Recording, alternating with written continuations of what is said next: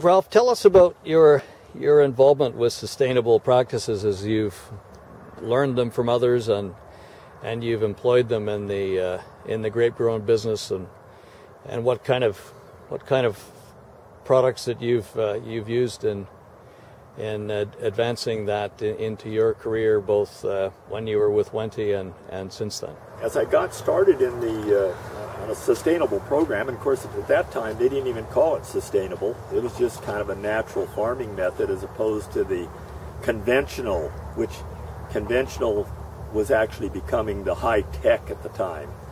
And you know, the high tech side of it was that you wanted monoculture out in the field. The only thing you wanted was just grapevines. You didn't want to see a weed. It had to be pure soil and vine. But the fallacy there is that it really takes the roots and it takes all the microorganisms to make everything available in the soil for that plant. And so consequently, the monoculture method was just not the answer. One of the first particular incidences that I realized that we were on the right track in our using mechanical tillage and the sustainable methods that we were using back in the 60s was the Monterey County ended up with orange tortree that really inundated the valley, and they were having to use methylparathion to kill it. And we sat over on the edge of the valley in the Salinas Valley. We were up in the kind of the mouth of the Arroyo Seco area, and we had no orange tortree on our vines. And because of that, there was quite a bit of talk around why we didn't have it. We were, you know, some said, well, we're over on the west side. We were out of the main wind flow. Some of them said, there's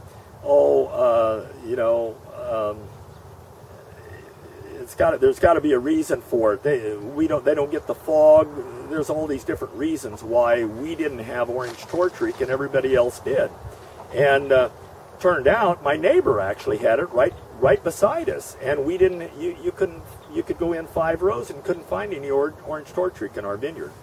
And so consequently, I don't know how it happened, but all of a sudden a fellow come in one day, and he turned out to be a researcher from Berkeley, and he was wanting to do an analysis of why we didn't have this insect in our vineyards, and everybody else did. And he did the research and come back later, and we had a little meandering creek down through the vineyard, and it had a lot of baccharis, which my dad called greasewood, in there, and of course there was always flowers in it. But it was just almost like a sagebrush, but it was a green.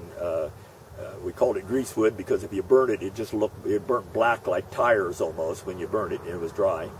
But essentially, what happened, that stayed green through the winter time, and there was tortree that was overwintering in that bush.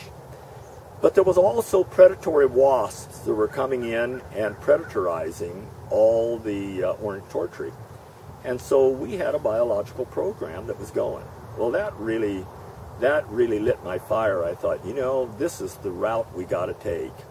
And so from there, I then began to really look at other practices and techniques that really developed sustainability in a natural way. And so it was at one point, after I'd moved to Livermore, California, and was working up there, I always remember Carolyn Wente coming to me and saying, Ralph, you know what we need to do? We've got to develop an organic program. And I'd like to see you find a section of vineyard that we could certify.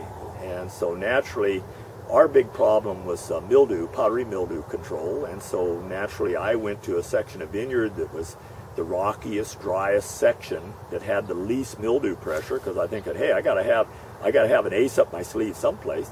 And so anyway, we developed a section of land there that we then went through the 3-year transition period begin to convert it over to organic. And of course that meant then getting out and improving your soils, whatever technique you wanted to use, but you had to do soil reports on a regular basis. You had to improve the soil, show that it was improving. So that brought me then forward and to take some classes, and I began to learn how to balance the soil. And that was a key element in getting the calcium-magnesium ratios correct in the soil, and really begin to understand that those elements that are on the clay colloid play such a big role in getting the porosities of the soil correct. And so as you do that, and then the importance of organic matter and trying to build organic matter, then that of course then led me to looking for other products and techniques. When I say products, I'm thinking of things.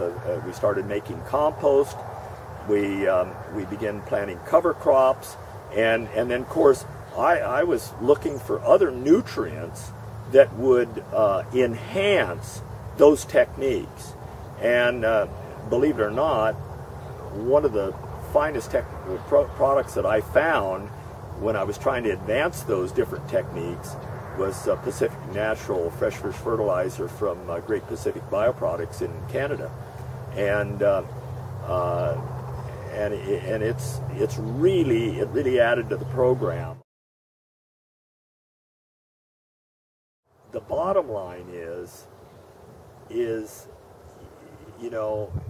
a matter of balancing the soil, feeding the soil, allowing the soil to feed the vine, let the vine become a balanced vine that'll produce as a balanced grape, and that balanced grape, when it gets in the bottle, will be a whole lot easier to produce, ferment, go through its aging process. Everything about it ends up being easier if you've got a balanced soil, and that's where Pacific Natural Fresh Fish Fertilizer really played a key role.